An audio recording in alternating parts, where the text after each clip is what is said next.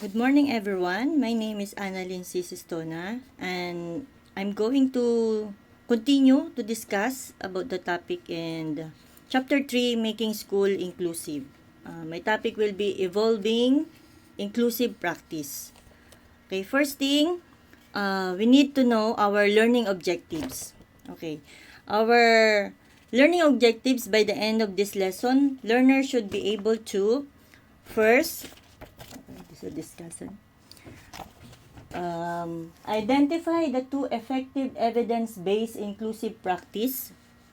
Okay. The second one will be define UDL and DI. Number 3 will be enumerate the elements of UDL and its principles.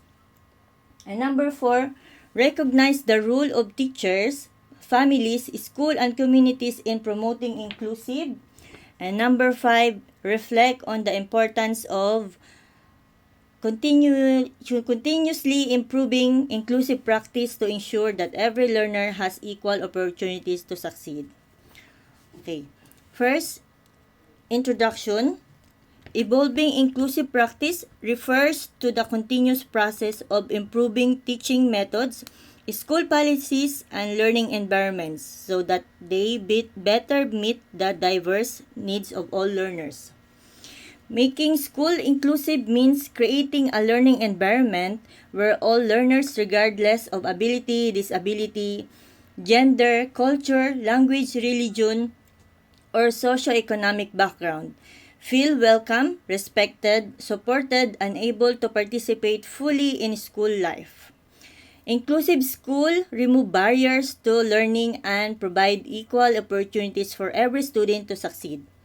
An inclusive school recognizes that every learner is unique and works to remove barriers so all students can participate meaningfully, reach their potential, and feel that they belong. Okay. Before we tackle this one. We tackled the 3 dimension of index in both and Anson 2022. We have here the producing inclusive policies, creating inclusive cultures, and evolving inclusive practice. So the third one will be my topic. Okay. First, let's find some of the definition that will enlighten us in making evolving inclusive practice. Okay. First, we have belonging. It's creating environments where individuals feel respected, valued, and able to contribute authentically. This one is like belonging in the school. Next one is representation, ensuring diverse voices and perspective are included in decision making, leadership, and communication.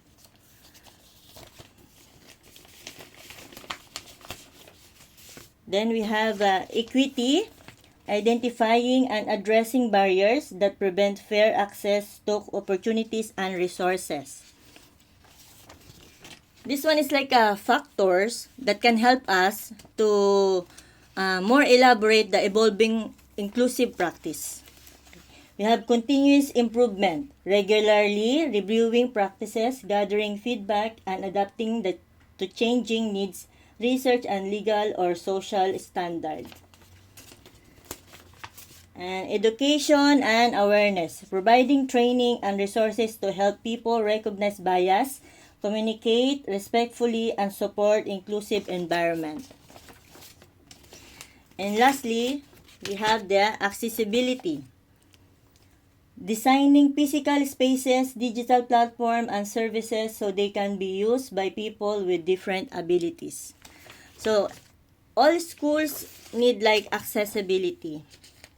That's why we are tackling the making school inclusive. Okay. Now we'll go to our slide. Okay. Making school evolving inclusive practice. Evolving inclusive practice, the third dimension of Booth and Anscow framework for school, where administrator must first try to create an inclusive culture among its stakeholder, then build better, more encompassing policies. Okay. The goal of the first two steps is to ascertain habit-forming conditions, which make procedures that are otherwise unfamiliar feel like second nature to us.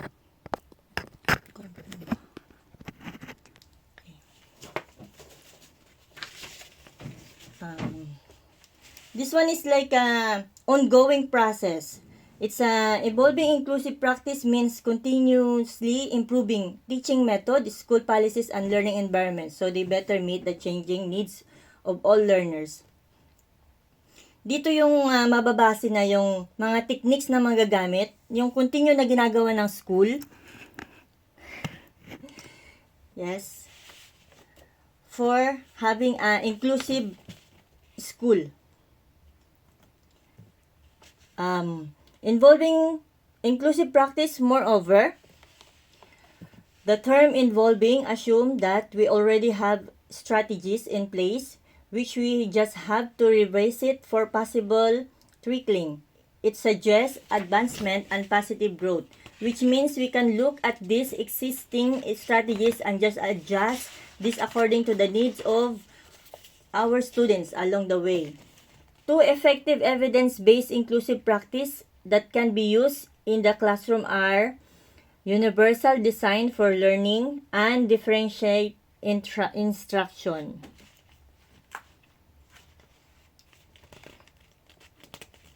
Okay, this one na is the two effective evidence-based inclusive practice. Okay, the first one is universal design for learning.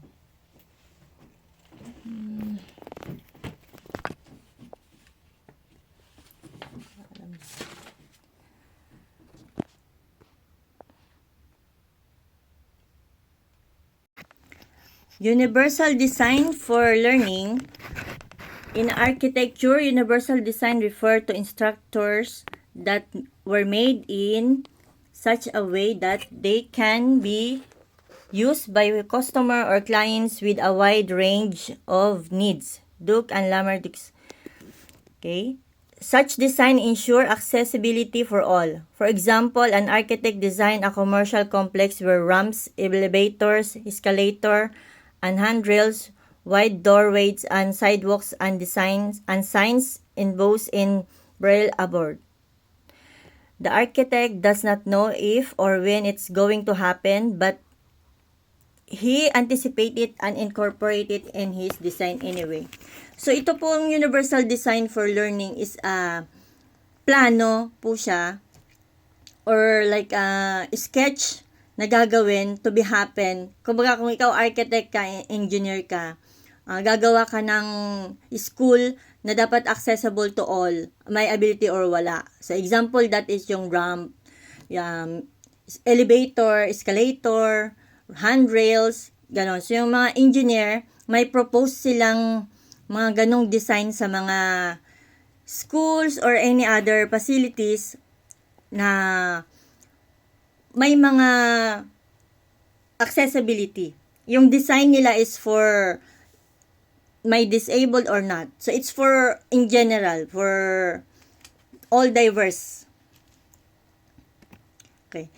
Next, as universal design for learning, such in the mechanic of universal design for learning approach to instruction refers to the design of instruction materials and activities to make the content information accessible to all children, as cited in the table. Best used in a general education classroom where learners are different. It ensures that all students learn genuinely.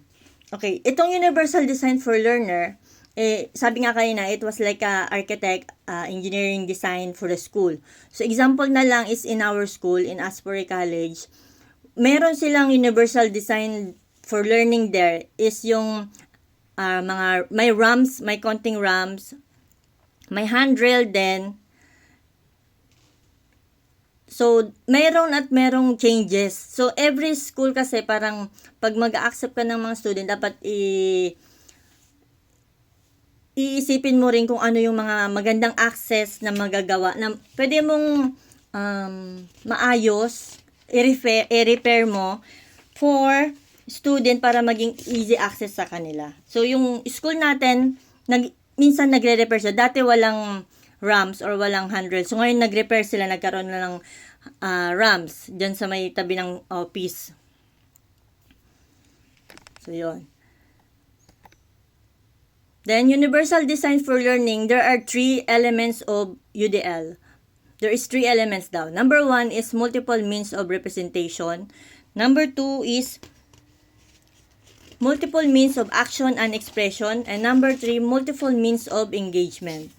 In UDL, teachers are supposed to present information and materials in many different ways, taking into consideration that some students may have not fully absorbed the lesson the first time it was presented. So, dahil nga daw sabi ng UDL, hindi naman agad-agad ma-absorb ang lesson, so meron silang pinropose na other many different way. So, multiple means of representation. Ito yung present information in different ways. What student can learn. So, iisipin nila what student can learn. Then, in the multiple means of action and expression, how students show learning. So, it's like an oral presentation. Then, in multiple means of engagement, ito yung collaboration, motivation, and engagement student in different ways. Why student learn? So, may mga factors kung bakit kaya ginawa tong 3 elements is para ma-determine natin kung ano yung mga what, how, and why for the learners. Okay. And then, after natin malaman yung elements for the UDL, now we will going to tackle the UDL principle and inclusive practice. Number 1 principle dito is equitable use. Inclusive practice are designed to be used, appealing, and safe for all in students, families, and professionals to use. Individual differences and various contexts are respected. So this one, principle ng UDL is yung equitable use. Ito yung learning environment, product, or activity is useful and accessible to all learners. Digital copies. Yung safe sa mga student, useful and appealing. Sabi nga na safe for student. Ito ay principle siya para sa school.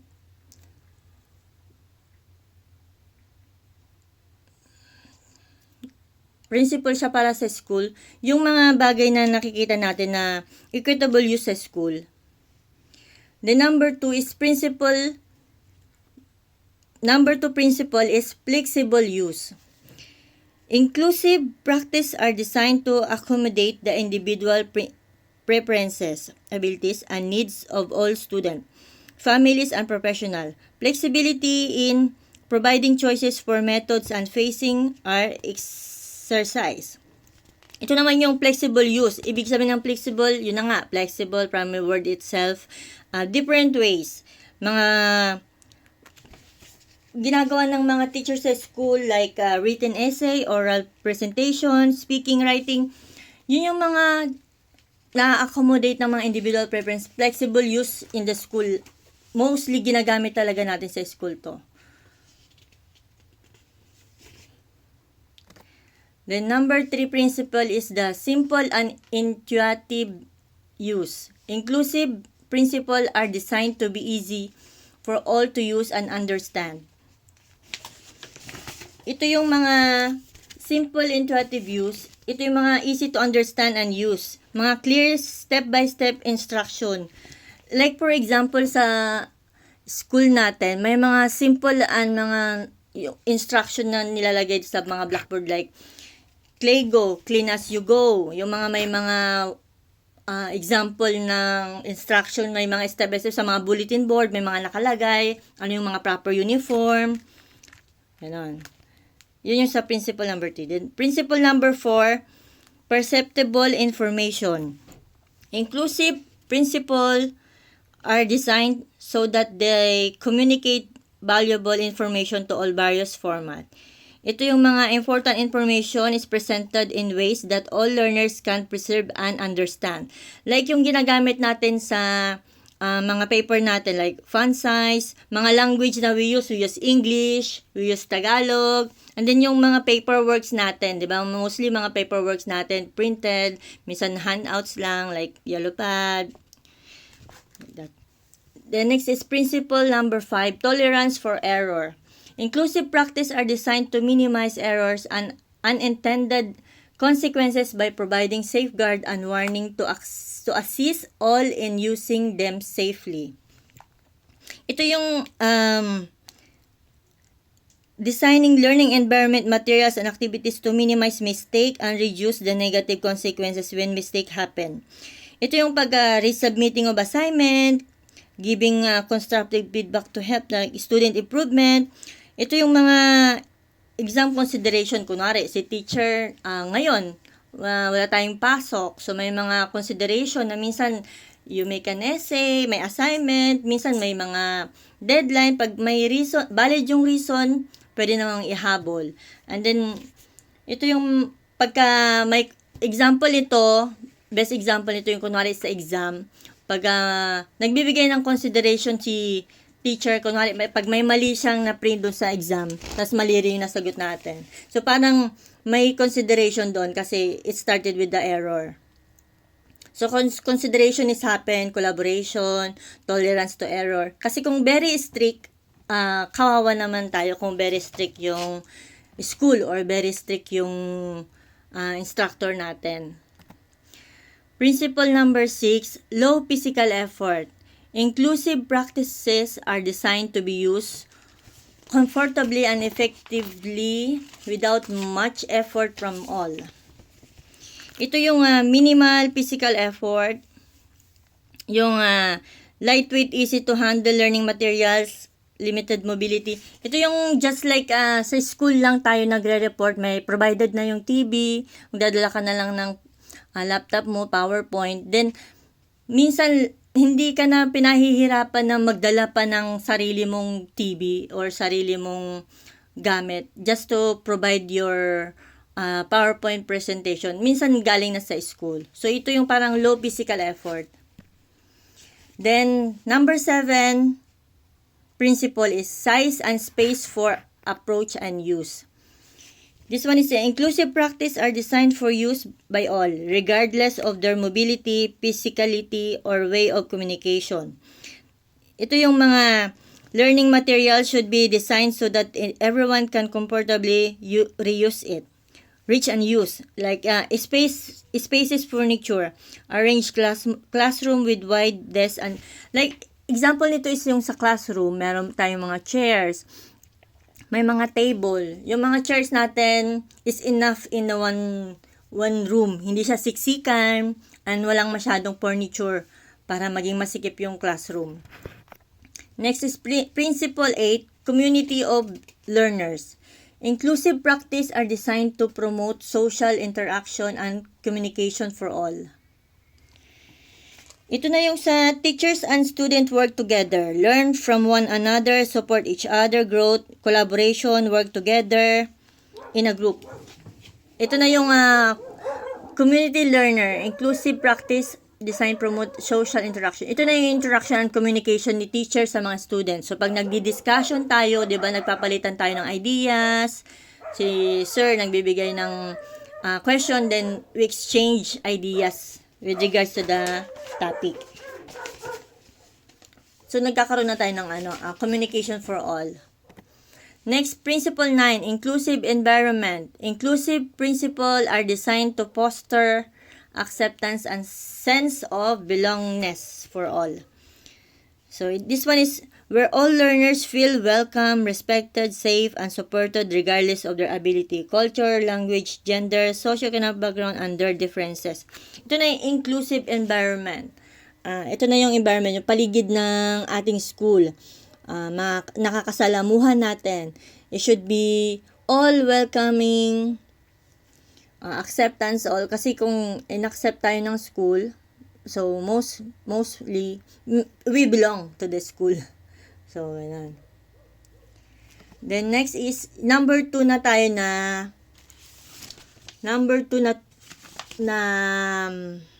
what you call this? 2 effective evidence-based inclusive practice. Yung number 2 na is, the first one, again kanina, is yung UDL, which Universal Design for Learning. And number 2 is differentiate instruction. Ito na yung number 2 na effective evidence-based inclusive practices. According to Tomlinson, differentiating instruction is a teacher's response to a student, varying needs, interests, and learning style.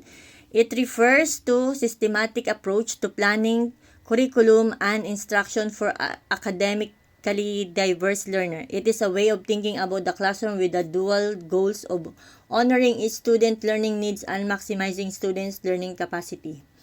Okay. Dito na yung si teacher na ito. Dito na yung teaching approach in which the teacher adapts lesson activities and assessment to meet the diverse learning needs, abilities, interests, and learning style of student. Ito na yung trabaho ni teacher. Ito na yung trabaho natin as a future teacher.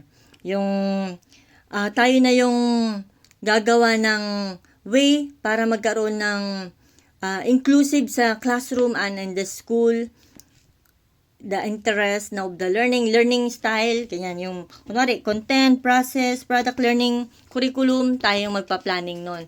Dito tayo kukuha ng sample is from differentiate instruction.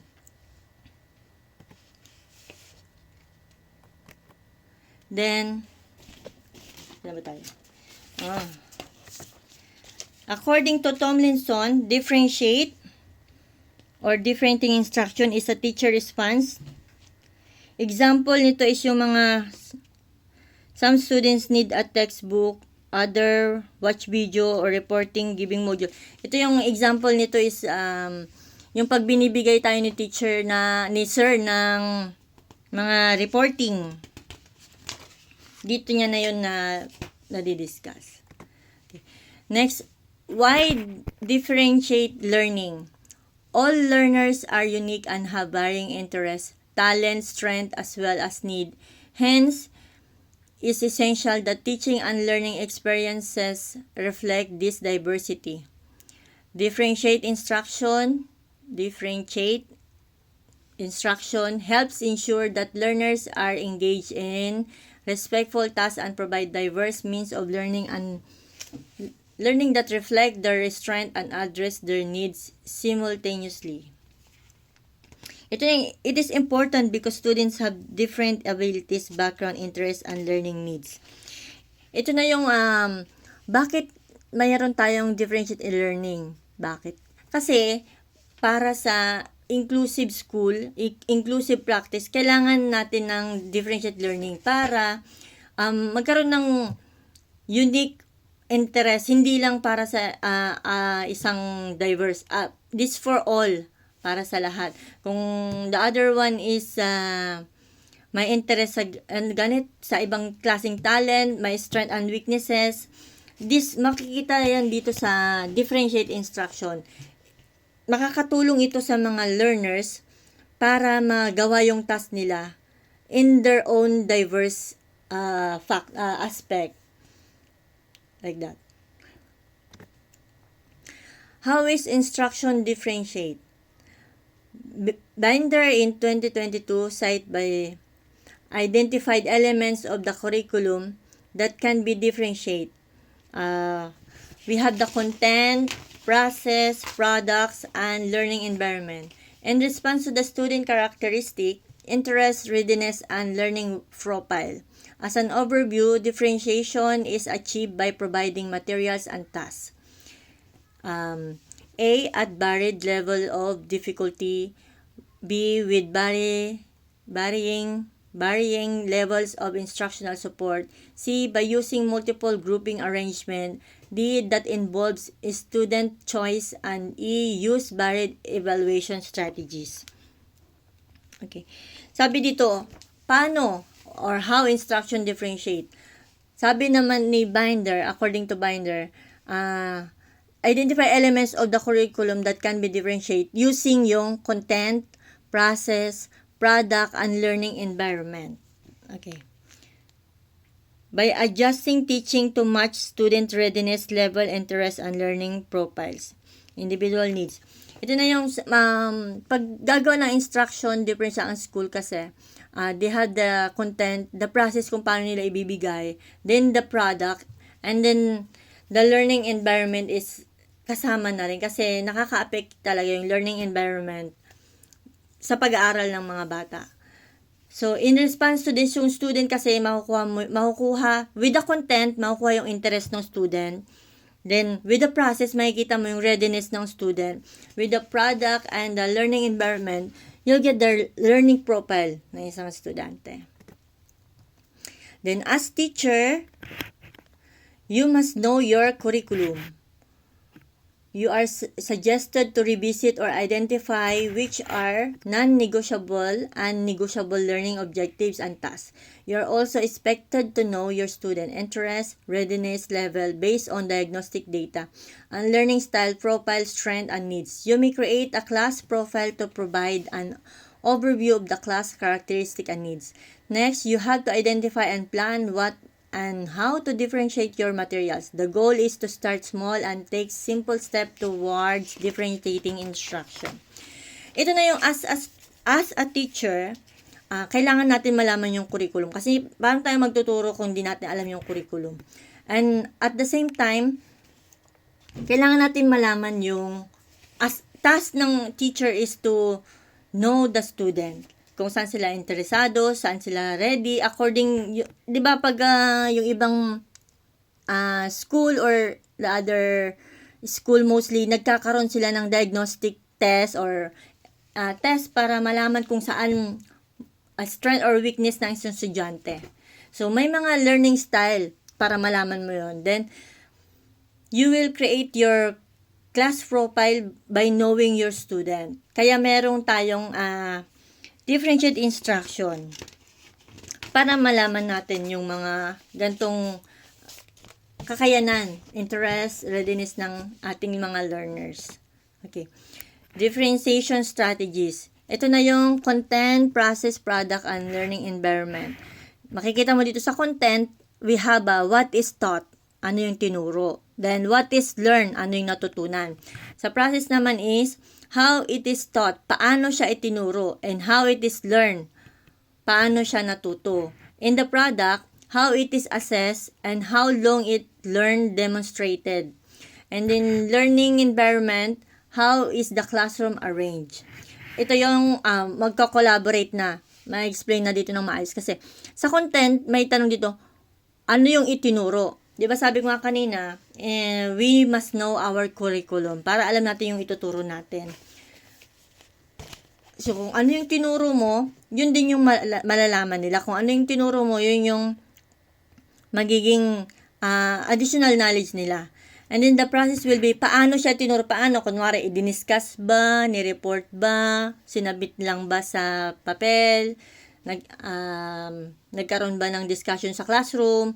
Like, then, makikita dito, provide additional material skills, reduce material skills, exploration by interest. Dito na yung sa paano nagturo. Kita mo na. And then sa process naman, choices of reading materials, varied presentation styles, say it, show it, and mood it. Use media, video. Ito na yung nag-PowerPoint presentation. Varied spacing, reading bodies, read, summarize, read, question and answer, visual organizing, summarization, think, fair share, and readiness, interest, and reading profile. And then dito naman sa product, homework option. Paano mo malalaman kung may natutunan yung estudyante? Dito mo siya magamit sa yung resulta na nung ginawa mong ano yung tinuro mo, paano mo siya tinuro, tapos ito na yung product ng pagkakaturo mo. Like homework options, student choices on product or representation, written report, by journal prompts, choice board, think tac to, tied activities by readiness and interest, more items, advanced learner, less item with special needs. Okay. Then, learning environment naman as how is the classroom arranged, flexible groupings, whole class, small group, one-on-one, peer teaching, pairs, partner learning, individual learning, and cooperating learning, flexible seating. Ito na-breakdown na dito yung mga nagagawa natin sa classroom. Like we have a groupings for reporting, ganyan. Then flexible seating, okay naman yung seating natin.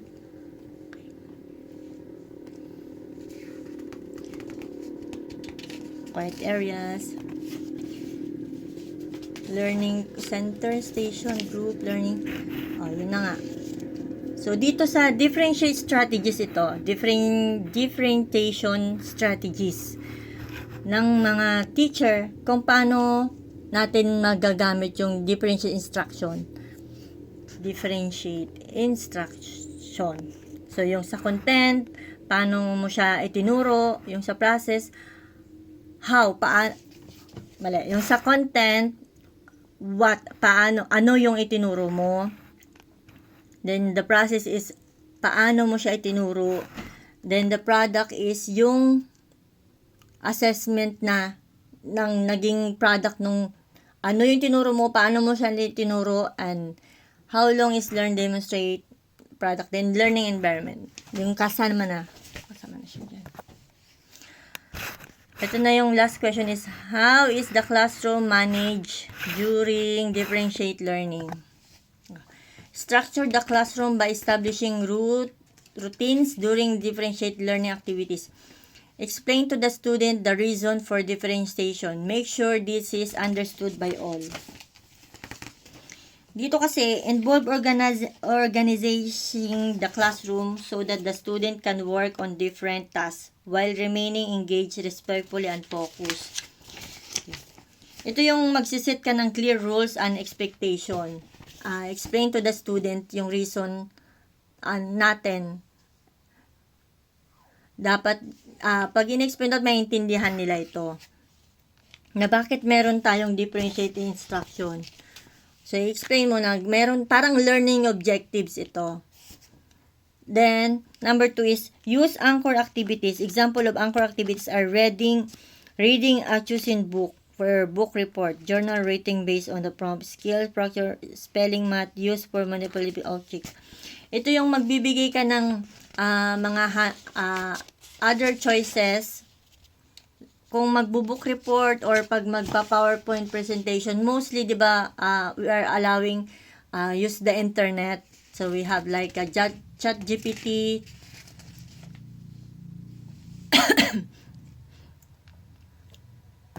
Then number 3, assign rules during small group activities instruction to ensure accountability and a positive learning environment. Learners should have the opportunity to assume each of the rules. Dito is, we have the facilitator, recorder, summarizer, timekeeper, presenter, errand monitor. Establish routine and procedure. Use flexible grouping. Give clear instruction. Example nito is, kunwari si teacher nagpa-grouping sa atin for reporting. Dapat magbibigay siya ng clear example na, okay, sa grouping nyo, yung mauuna, dapat may props, dapat may ganito, dapat may clear instruction si sir kung paano niya papagawa yung activities sa atin. Then number 4 is implementing routines for collaboration work. Establishing working groups by interest, by readiness. Have a plan for quick finishers. Have a plan for when to ask for help. Role of the errand monitor.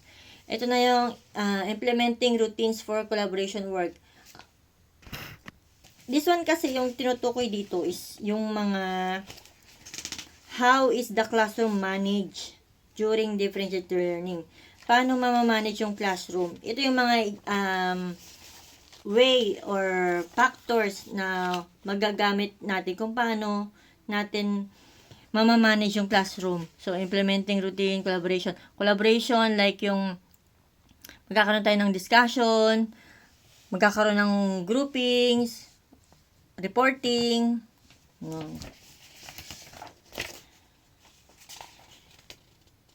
Okay. At doon na po nagtatapos ang aking report. Kaya kung mapapansin natin, hindi lang dahil gusto ni Sir yung reporting natin, grouping natin, para hindi na siya ang mag-work, kundi part ng curriculum natin yung pagre-reporting natin. Part din ng inclusive practice lahat ng mga ginagawa natin, like reporting, lahat ng pinapagawa ni Sir is may curriculum na sinusunod. So, hindi lang dahil yun yung gusto ni Sir. Hindi. Meron siyang sinusunod na guidelines na pinapagawa sa atin. Yun yung example ng instruction differentiate instruction. Okay, thank you very much po. Have a nice day. Ingat po ang lahat.